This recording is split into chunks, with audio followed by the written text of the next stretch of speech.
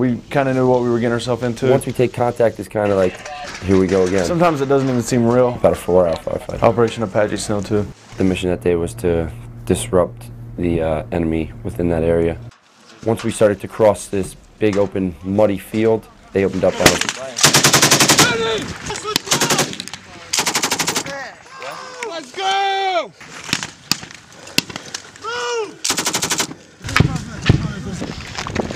We were about 200 meters in and started catching a good sporadic fire. It's a pretty big rush. If you're used to it, it'll calm you down. Going to compound, my first step is to just make sure everyone gets to that next compound alive. They know I wouldn't lead them in the wrong direction. Go down the wall. Let's go! Keep moving, keep moving. We caught contact, the security element. Usually they would take most of the firepower off of us so we can continue the clear, but we were getting hit from 3 different directions, so we had to continue and help the security element out. Air was reporting what was going on around us. Some families started to kind of flee the area. I mean, we got the vibe right off the bat that we were going to get hit, so everyone's head was on a swivel. During initial contact, I was in the middle of that field. I got pinned down for a second. That's when that one Marine got struck in his Kevlar. Instincts just kicked in at that point. The Marines who were in those security positions already knew what they had to do, and they immediately reacted to engage the enemy to alleviate that pressure off us. 200, 250 meters, max. This is a deep stand watching. Observer. You've never really seen the terrain.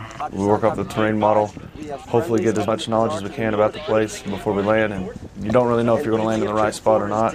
It's different, you don't really know what to expect when you go in there, if it could be booby-trapped or if there's IEDs everywhere or narcotics or anything.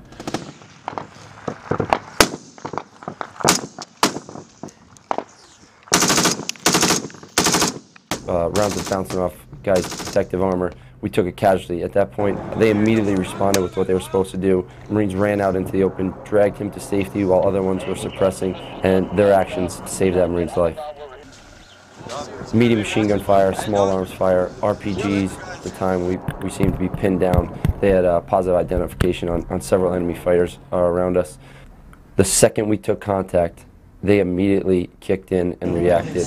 They don't know exactly where all of us are, so which allows our geometries of fire, as long as we're tracking where everyone is, to kind of isolate their positions and then neutralize some of the enemy, which obviously we did plenty that day.